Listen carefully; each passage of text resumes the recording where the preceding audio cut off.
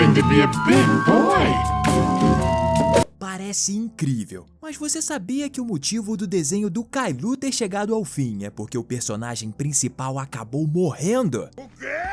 E não, a gente não tá falando do dublador do desenho, mas sim do próprio Kailu. Essa é uma teoria que vem ganhando cada vez mais força e lança um novo olhar sobre essa animação infantil que fez parte da vida de milhões de pessoas. E a gente vai explicar todos os detalhes agora mesmo sobre a verdadeira e sombria história do desenho do Kailu. Então olha, pega a pipoca e separa um lenço para enxugar as lágrimas, que tá começando mais um Teen Videos. A origem real do desenho do Kailu é uma série de livros infantis de língua francesa, criados pelas autoras canadenses Christine Leroux e Hélène Desputter. As histórias de um garoto inocente que ganhou vida nas páginas dos contos acabaram se transformando em desenho animado no ano de 1997. E cativou corações e muitos fãs no mundo todo. O desenho conquistou fama global ao ser direcionado principalmente para crianças em idade pré-escolar, transmitindo lições de ética e retratando situações autênticas do cotidiano das crianças pequenas, desde como lidar com os irmãos mais novos, até brincar com amiguinhos na creche e encarar o desafio do primeiro banho sozinho.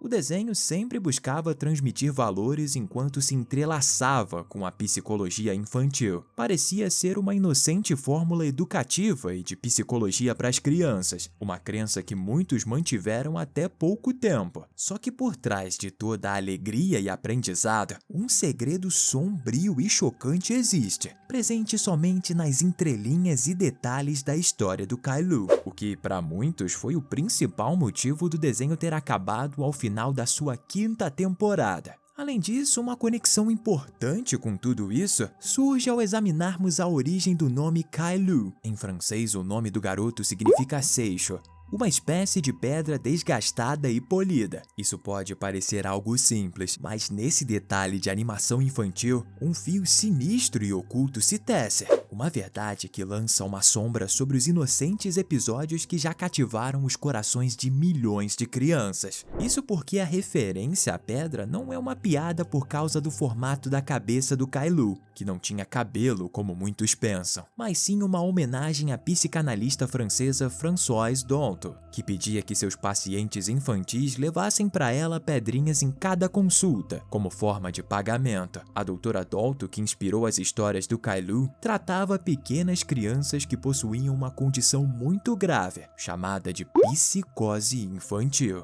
Por aí você já começa a entender um pouco mais sobre a verdade bizarra por trás da história do Kailu. Ao longo de todas as temporadas do desenho, que durou quase 13 anos, indo de 1997 a 2010, Kailu permaneceu com a idade entre 3 e 5 anos. Isso significa que a história de vida do garoto mostrada nesses episódios se passa em um intervalo bastante curto da infância do pequeno garoto. Não acompanhamos o Kailu crescendo, evoluindo ou mudando de classe a cada ano de cada temporada, como seria natural para uma criança. Em vez disso, vemos apenas vislumbres de sua vida em um episódio de até 2 anos e meio, o que sugere que algo bastante estranho pode estar por trás da história do garotinho. Ele tem seus amigos sempre ao seu lado, sendo o mais próximo deles Léo, seu melhor amigo desde o primeiro dia que se conheceram na creche, que é judeu, e Clementine, sua amiga também da creche de origens africanas, que é muito destemida e tá sempre em busca de aventuras e desafios. O aspecto incrível disso tudo é que ajudava as crianças a entenderem e aceitarem as diferenças desde cedo,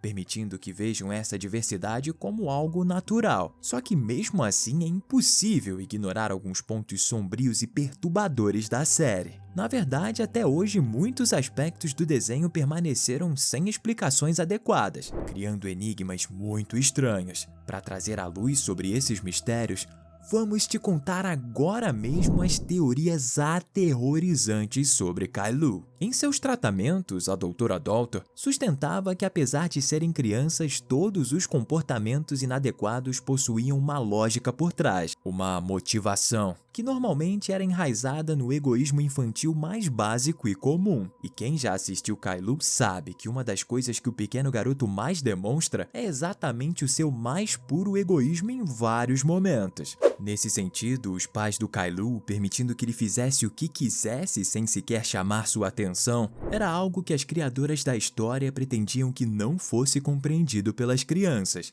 mas sim pelos pais delas. Por isso, Kylo era sempre tão mimado e até mesmo irritante. E com o tempo, isso até acabou contribuindo para o cancelamento da série, que ocorreu anos mais tarde, como vamos falar daqui a pouco. A teoria bizarra afirma que todo o desenho não passa de um grande quadro de tratamento psicológico que começa nos pais indo até seus filhos, corrigindo atitudes e comportamentos que podem chegar até mesmo a serem psicóticos, caso isso não aconteça. A segunda teoria, mais sinistra e estranha, sugere que a verdadeira razão para os pais do Kylo não o repreenderem era porque eles sabiam que o filho enfrentava uma doença terminal, que em breve o levaria embora para sempre. Essa também seria a razão do porquê ele nunca teve cabelos, possivelmente devido aos efeitos colaterais dos medicamentos, enquanto a sua irmã mais nova tinha seus lindos cabelos ruivos.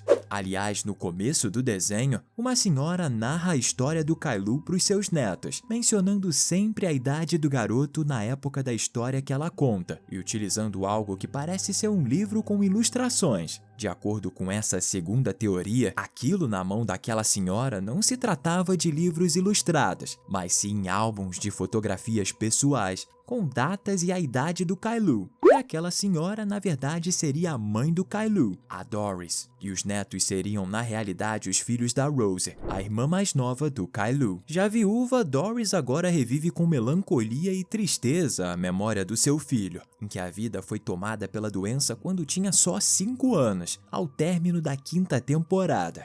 E ela imagina como poderia ter sido uma mãe melhor em certos momentos, só que a sua lembrança está preenchida com saudades de todos os momentos compartilhados com seu primeiro filho, incluindo até mesmo aqueles de birras e desobediência. Apesar das criadoras terem refutado essas teorias, isso não impede da gente acreditar que as duas fazem um certo sentido e se aplicam perfeitamente à estrutura do desenho. E apesar de tudo isso, à medida que o tempo passou, outra coisa impressionante começou a ganhar força e a ser relembrada, envolvendo também o desenho infantil. Isso porque Kylo foi considerado o pior programa infantil de todos. Foi assim que o jornal chamado National Post apelidou o desenho do Kylo logo depois do seu lançamento. E o motivo disso? O comportamento excessivamente mimado, egoísta e frequentemente mal educado do Kylo em vários episódios. As histórias já incluíram diversos atos, digamos, de natureza questionável, como apertar demais as bochechas de sua pequena irmã, fazendo com que ela chorasse de dor. Ou quando ele ficou esperneando no chão do banheiro em um dos episódios, por pura e simples birra. Mas o fato de uma criança, qualquer uma, fazer algo desse tipo, nem chega tanto assim a ser anormal ou ruim, digamos assim. O problema real apontado pelo jornal e por vários pais e mães se trata do fato de que os pais do Kylo nunca o repreendiam ou explicavam que aquele comportamento era ruim e completamente errado.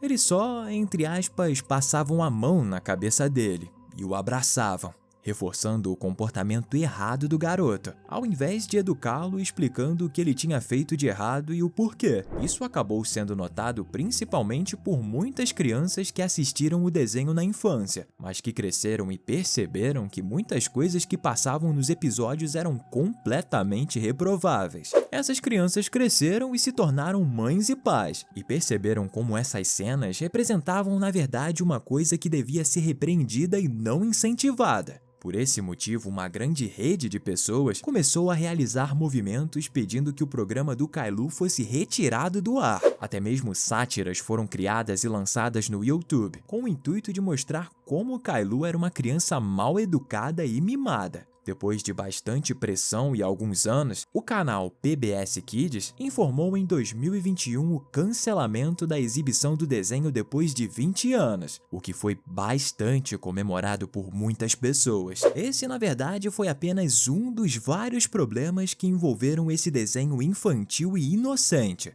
Isso porque já aconteceram problemas pesados com o desenho, incluindo até mesmo processos judiciais envolvendo Kai-Lu. Exatamente isso que você ouviu. A história aparentemente inocente de um pequeno garoto com lições de amizade e relações familiares, por incrível que pareça, foi a causa de um dos processos judiciais mais longos da história do Canadá, envolvendo criadores de conteúdo infantil. Isso aconteceu exatamente entre as duas criadoras do desenho, Christine e Eileen. O livro original do Kai-Lu foi lançado em 89. Muito tempo atrás, as duas o lançaram de maneira independente, já que não tinham dinheiro para pagar uma editora. Mas rapidamente Kai-Lu virou um grande sucesso. Então Christine, que era escritora, recebeu propostas milionárias de algumas editoras que viram o potencial gigantesco do pequeno garoto sem cabelos. Ela acabou aceitando uma das propostas e em 1993 assinou um contrato cedendo os direitos do personagem em troca de muito dinheiro, além de ter permanecido com o direito de receber parte do lucro das vendas de produtos licenciados do Kai-Lu. Christine então repassava para Eileen, a outra criadora, a sua parte, já que ela não tinha assinado o contrato.